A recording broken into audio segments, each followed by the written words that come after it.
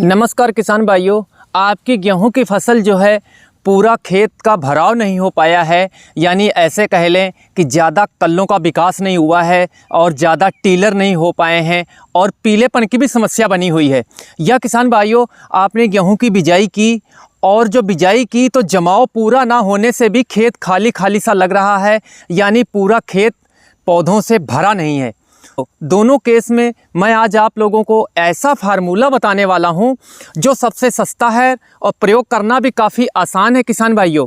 और आपकी जो गेहूं की फसल होगी, खेत पूरा भर जाएगा, पीलापन भी हट जाएगा किसान भाइयों। और जो टीलर अभी तक नहीं निकल पाए हैं तो टीलर भी सबसे ज़्यादा निकलेंगे, कल्लों का विकास तेज़ी से होगा और फसल बढ़वार भी आप लोगों की किसान भाइयों करेगी। तो आप लोग वीडियो को जरूर पूरा देखिएगा किसान भाइयों। वीडियो को जब आप छोड़ के चले जाते हैं तो जानकारी जो है किसान भाइयों अधूरी रह जाती है। अगर नए हैं तो प्लीज़ चैनल को सब्सक्राइब करके और घंटी को जरूर प्रेस कर लीजिएगा। अगर कोई सवाल है तो किसान भाइयों आप कमेंट करके पूछ सकते हैं।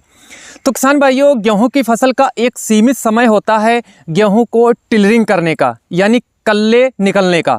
जैसे हम सिंचाई जब करते हैं 20 और 25 दिन के अंदर, उसके बाद में किसान भाइयों जो है 20 से लगभग 40 या 45 दिन तक ही गेहूं की फसल जो है, पौधे जो हैं टिलर निकाल पाते हैं।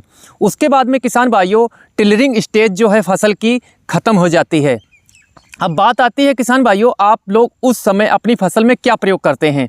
इसीलिए समय से सिंचाई करने के बाद में किसान भाइयों आप लोगों को जो डोज देनी होती है नाइट्रोजन की। अब किसान भाइयों बात आ जाती है यहीं पे कि जो किसान भाई हमारे काले पीले डिब्बे जो आजकल बहुत चलन हो चुका है, मार्केट से लाके प्रयोग करने लगते हैं, जिसको किसान भाई ग्रोथ प्रमोटर का भी नाम देते हैं।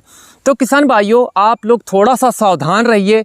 मैं आप लोगों से रिक्वेस्ट कर रहा हूं किसान भाइयों, काले पीले डिब्बे जो हैं, रंग बिरंगे डिब्बे हैं जो किसान भाई आकर्षित हो जाते हैं देखकर, उनसे थोड़ा आप लोगों को परहेज़ करना है। गेहूं की फसल में किसान भाइयों आप लोगों को जो खुराकी पोषक तत्व होते हैं फसल को वही प्रोवाइड करवाने हैं किसान भाइयों। जैसे बेसल डोज में किसान भाइयों हम लोगों को बुआई में फास्फोरस, पोटास, नाइट्रोजन यह प्रयोग करने होते हैं। उसके बाद में बात आ जाती है सल्फ़र, जिंक, मैग्नीज, मैग्नीशियम, बुझा हुआ चूने का जो हम स्प्रे करते हैं। ये हो गए गेहूँ की फसल के खुराकी पोषक तत्व। हम लोगों को किसान भाइयों इस पे जोर देना चाहिए, क्योंकि किसान भाइयों जब भी हम काले पीले डिब्बे मार्केट से लाके खूब प्रयोग करने लगते हैं उस समय तो हमारी फसल अच्छी हो जाती है, ग्रोथ भी अच्छी दिखती है। अब जब बालियां निकलने का समय आ जाता है, जब दानों की संख्या की बात आ जाती है तो दाने कुछ ऐसे उसमें सिकुड़े हुए से नज़र आएंगे, जीरे टाइप में दाने हो जाते हैं, जिससे हमारी कंपाइन और जो थ्रेसर है भूसे में उड़ा देता है। तो ऐसे हम लोगों को ग्रोथ प्रमोटर प्रयोग करने के किसान भाइयों क्या फ़ायदे मिलते हैं। इसलिए आप लोगों को ज़रूरी पोषक तत्व ही प्रयोग करने होते हैं गेहूँ की फसल में। और किसान भाइयों आप लोगों को बेफालतू के जो प्रोडक्ट आजकल मार्केट में चलन हो चुका है उससे आप लोगों को परहेज़ करना होगा। आप लोगों को मैं फार्मूला भी किसान भाइयों बताऊंगा जो आप लोगों को प्रयोग में लाना है। वीडियो में जो ज़रूरी बातें हैं उन पर भी चर्चा करना किसान भाइयों बहुत ज़रूरी हो जाता है, क्योंकि किसान भाइयों फिर जानकारी अधूरी रह जाती है। गेहूँ की बुआई जिस खेत में करते हैं क्यारियाँ छोटी होनी चाहिए, क्यारियाँ ज़्यादा बड़ी नहीं होनी चाहिए। और जब सिंचाई करें तो हमारी खेत की हल्की हल्की क्यारियों में सिंचाई होनी चाहिए। जब ज़्यादा भी हम सिंचाई किसान भाइयों कर देंगे तो उस जगह पे किसान भाइयों जिंक और सल्फर की कमी ज़्यादा प्लांट के अंदर आ जाएगी, अगर 3 से 4 दिन तक खेत में अगर पानी खड़ा रह जाता है। इसलिए इन बातों का भी आप लोगों को ज़रूर में ध्यान में रखना है। इस फार्मूले को वह किसान भी प्रयोग कर सकते हैं जिन्होंने पहली सिंचाई के बाद पहली यूरिया का भी प्रयोग कर दिया है और फिर भी जो फसल है पीलापन आ गया है और समस्या बनी हुई है, फसल बढ़वार नहीं कर रही है, नए कल्ले भी नहीं निकाल रही है। तो ये फार्मूला बहुत अच्छा है, सभी किसान इस फार्मूले को प्रयोग में ला सकते हैं।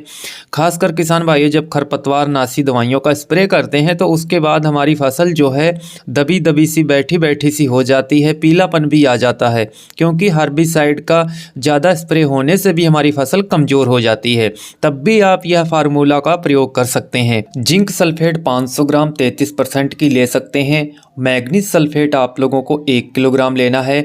यूरिया 1.5 किलोग्राम लेना है और बुझा हुआ चूना 500 ग्राम लेना है। बुझे हुए चूने को रात भर पानी में आप लोगों को भिगो देना है 6 से 7 लीटर पानी में, और फिर सुबह देखेंगे जो पानी ऊपर नितरा हुआ साफ पानी है कपड़े में छान के उसी पानी को प्रयोग में लाना है। स्प्रे में आप लोगों को 150 लीटर पानी लेना होगा, ताज़ा पानी लेना है। तो किसान भाइयों, ये स्प्रे से आपका जो गेहूं की फसल है, ज़्यादा खेत में पानी लग गया है और खेत गीला है, खेत टाइट हो चुका है और फसल में कल्ले निकलने का समय निकलता जा रहा है, तब भी आप स्प्रे करके लाभ इसका उठा सकते हैं। कल्ले निकलना स्टार्ट हो जाएंगे, पीलापन हटेगा। और भी किसान भाइयों, अगर आपकी गेहूं की फसल कमज़ोर है, ग्रोथ नहीं कर रही है, तो ये फार्मूला बहुत अच्छा है और किसानों तक इसको शेयर ज़रूर करिएगा। अगर कोई सवाल है तो आप कमेंट करके पूछ सकते हैं। धन्यवाद। जय